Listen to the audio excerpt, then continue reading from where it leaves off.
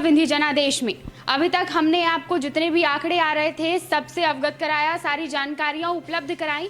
और देखा जाए तो अभी तक हर सीट पर बीजेपी आगे चल रही है, लीड पर चल रही है, चाहे वो रीवा हो, सतना हो, सीधी हो या शहडोल हो, चारों सीटों पर बीजेपी आगे चल रही है। तो एक बार फिर हम चुनावी रुझान लेकर आपके सामने आए हैं। तो हमारे साथ शिवांगी हैं। शिवांगी, क्या कुछ रुझान है अभी? देखिए, शहडोल से बीजेपी की प्रत्याशी हिमाद्री सिंह जो आगे चल रही हैं 4,59,103 वोट से।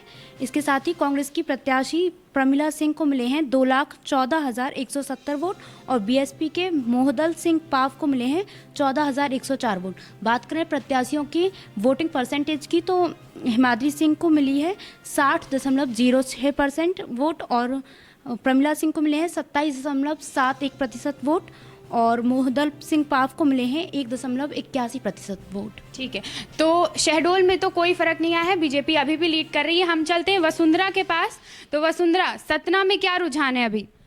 सतना से जो बीजेपी के प्रत्याशी हैं गणेश सिंह, वो हैं 2,75,378 वोटों पर और कांग्रेस के जो प्रत्याशी हैं राजाराम त्रिपाठी, वो हैं 1,68,800 वोटों पर। इसके बाद अच्छे लाल कुशवाहा आते हैं जो बीएसपी के प्रत्याशी हैं, उनके वोट हैं 49,562। अगर इनके वोटिंग परसेंटेज की बात करें तो गणेश सिंह जो बीजेपी के प्रत्याशी हैं उनके हैं 52%, उनको 52% अभी तक वोट मिले हैं। कांग्रेस के प्रत्याशी राजाराम त्रिपाठी को अभी तक 32% वोट मिले हैं और अच्छे लाल कुशवाहा को 9% वोट मिले हैं। अगर गणेश सिंह और राजाराम त्रिपाठी के बीच के वोटों का अंतर देखें तो इनके बीच 1 लाख वोटों का अंतर है और राजाराम त्रिपाठी और अच्छे लाल कुशवाहा के बीच देखें तो इनके बीच भी 1 लाख वोटों का अंतर है। लेकिन सतना में बीजेपी से गणेश सिंह अभी लीड पर है, मतलब बीजेपी लीड पर है। ठीक है, तो सतना में भी बीजेपी लीड कर रही है। अब चलते हैं अमित के पास। अमित हमें चारों सीटों का रुझान बताएंगे। अमित, अभी तक के जो रुझान है तो उसमें आखिरी तस्वीर आपको क्या लगती है, कैसी होगी? श्रेया, सबसे बड़ी बात है, सबसे पहले विंध्या टाइम्स जनादेश की स्क्रीन को दिखाएं। रीवा संसदीय सीट, आपने जब अभी शहडोल और सतना संसदीय सीट के बारे में पूरा डेटा एनालिसिस देखा कि कितने वोट, क्या परसेंटेज है। रीवा संसदीय सीट में देखिए 1,59,723 वोट जनार्दन मिश्रा को अब तक मिल चुके हैं। सिद्धार्थ तिवारी को 76,329 वोट मिले हैं और विकास पटेल को 29,299 वोट।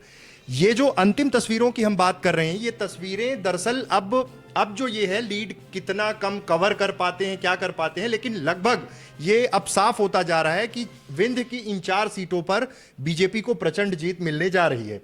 सीधी संसदीय सीट की हम बात करेंगे। सीधी का एक बार डेटा दिखाइए, आंकड़े जो हैं।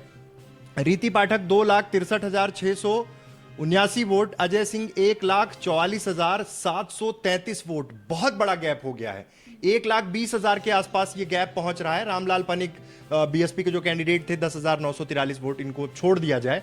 ये जो 2 चीजों में जो गैप है, ये गैप लगातार बढ़ रहा है। ये वोटिंग परसेंटेज जो अब निकल के आ रहे हैं, जो डेटा फिल्टर होके आ रहा है, ये यही इंडिकेट कर रहा है कि विंध्य की इन 4 सीटों पर रीवा, सीधी, सतना, शहडोल, इसमें बीजेपी को प्रचंड जीत मिल रही है। अंतिम आंकड़ों की हम बात नहीं कर रहे हैं क्योंकि अभी काउंटिंग चल रही है, लेकिन जो तस्वीरें हैं, जो अब तक 4 संसदीय सीटों में एक बार भी ऐसा नहीं हुआ है कि कांग्रेस कहीं पे लीड कर रही हो या फिर थोड़ी सी पोजीशन स्ट्रांग हुई हो। हर संसदीय सीट पे लगातार बीजेपी बढ़त बनाई हुई है और ये यकीनन प्रधानमंत्री नरेंद्र मोदी की ये लहर है, उनका संगठन है और बीजेपी की जो स्ट्रैटेजीज हैं वो जमीनी स्तर पर उतर चुकी थी।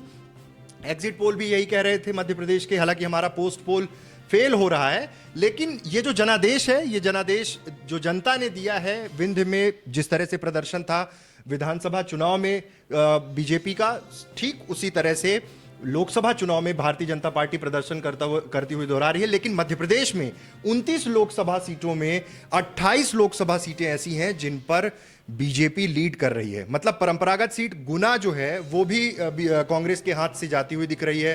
कांतिलाल भूरिया बहुत पीछे हो गए हैं, दिग्विजय सिंह बहुत पीछे हो गए हैं। तो ये जो लाख के ऊपर का जो आंकड़ा जा रहा है ना, इस पे अब मुझे नहीं लगता कि अब कवर हो पाएगा। ये स्पष्ट रूप से है कि जबरदस्त तरीके से ये पूरी जो लीड है बीजेपी लगातार बढ़ा रही है।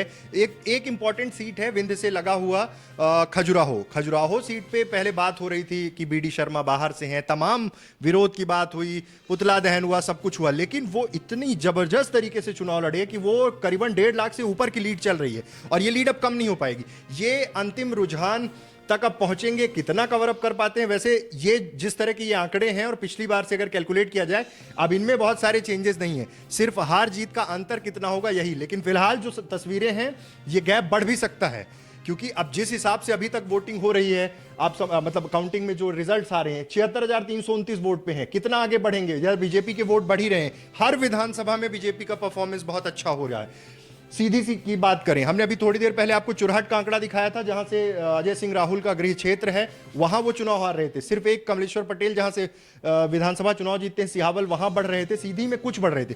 जहां पे वो बढ़ रहे हैं कांग्रेस के कैंडिडेट, वो लीड बहुत कम है। नकुल नाथ चुनाव लड़ रहे हैं, नकुल नाथ के छिंदवाड़ा संसदीय सीट की बात की जाए तो बहुत बड़े अंतर से वो नहीं लीड कर रहे हैं। कमलनाथ की परंपरागत सीट थी, 8 बार से वहां से चुनकर आ रहे थे, बहुत कम अंतर से वो लीड कर रहे हैं। मतलब अभी भी उनको वो डर होगा कि कहीं कुछ वेरिएशन नहीं हो जाए, कुछ चेंजेस नहीं हो जाए। लेकिन फिलहाल ये जो 4 सीटें, हिमाद्री सिंह का आप देखिए डेटा सीधे सीधे, मतलब ये सीट अब ऐसी है कि ये विक्ट्री है। इसमें कितने चेंजेस होंगे? कोई चेंजेस नहीं हो सकते, अब बहुत माइनर चेंजेस हो सकते हैं। प्रमिला सिंह बहुत बुरी तरह से चुनाव हार रही। हिमाद्री सिंह पिछला चुनाव कांग्रेस की सीट से लोकसभा उपचुनाव लड़ चुकी थी, वो चुनाव हारी थी। इस बार सीट चेंज किया, प्रमिला सिंह विधायक भी थी, कांग्रेस बीजेपी छोड़कर कांग्रेस में शामिल हुई, हिमाद्री कांग्रेस छोड़कर भाजपा में आई। और ये जो फाइट है, आप देखिए ये जो सीट है शहडोल रिजर्व सीट है, शहडोल सीट में सबसे बड़ी बात कि ST/SC वोटर बहुत हैं, और जिस योजना की बात बीजेपी बार बार कर रही थी, कांग्रेस उस चीज को समझ नहीं पाई। प्रधानमंत्री आवास, उसके साथ में उज्ज्वला, उसके साथ में स्मार्ट कार्ड, ऐसी तमाम योजनाएं थी, और धरातल पर PM आवास और इनका काम था। ये परिणाम वही दर्शा रहे हैं। आप शहडोल सीट पे देखिए, बताया जा रहा था कि तमाम रणनीतियों के साथ चुनाव मैदान में है कांग्रेस। क्या रणनीतियां थी? ये रणनीतियां होती तो ये स्पष्ट है कि केंद्र की योजनाओं का असर, व्यापक असर, और प्रधानमंत्री नरेंद्र मोदी का जो ग्लैमर है वो निखर कर सामने आया। इस चीज को डिनाई कोई नहीं कर सकता, कोई राजनीतिक दल नहीं कर सकता, ना कोई मीडिया हाउस कर सकता। आप देखिए एग्जिट पोल से जो डिसीजंस निकल के आ रहे थे, उससे भी आगे बढ़ने की कवायद है। तो आखिर अपोजिशन ने किया क्या? मध्य प्रदेश में सत्ता परिवर्तन हो गया था, कमलनाथ की सरकार थी, लेकिन उसके बाद ये जो प्रदर्शन है ये जाहिर कर रहा है कि बीजेपी धरातल पर भाजपा की अभी भी ग्रैपिंग है। और इन तमाम जितने भी ये जो फैक्चुअल डेटा अब निकल के आ रहे हैं, जो रिजल्ट्स निकल के आ रहे हैं, तमाम बड़े नेता दिग्गजों की तो एक फौज खड़ी हुई थी ना, दिग्विजय सिंह, फिर कांतिलाल भूरिया, उसके बाद अरुण यादव। मंदसौर सीट की बात हो रही थी कि वहां से मीनाक्षी नटराजन हैं, बहुत कद्दावर नेत्री हैं, लेकिन परिणाम देखिए आप, बीजेपी के कैंडिडेट्स का बताया जा रहा था कि विरोध हो रहा है, कि वो उनके खिलाफ नारेबाजी हो रही है, प्रत्याशी बदलो, तमाम चीजें थी, लेकिन मजबूत संगठन, केंद्र की योजनाएं और नरेंद्र मोदी की सभाएं, इनका व्यापक असर, और जिसका परिणाम यह है कि विंध्य की 4 सीटें सीधे तौर पर कहा जा सकता है कि अंतिम परिणाम भी इसी प्रकार होंगे। सिर्फ गैप और अंतर की बात होगी कि क्या अंतर है। बीजेपी के खाते में ये सीटें जा रही हैं, और मध्य प्रदेश में कांग्रेस का लगभग सुपड़ा साफ हो रहा है। जिस तरह से अब तक ये रुझान आ रहे हैं, मजबूत दस्तक, ज्योतिरादित्य सिंधिया चुनाव हारने की कगार पे आ गए हैं, और जिन सीटों पे बहुत कमजोर बताया जा रहा था, वहां भी बीजेपी का प्रदर्शन बहुत मजबूत हो गया है।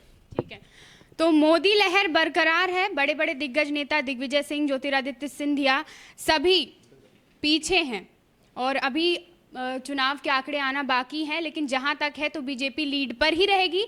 अभी आगे के चुनावी रुझान जानने के लिए बने रहिए हमारे साथ। धन्यवाद।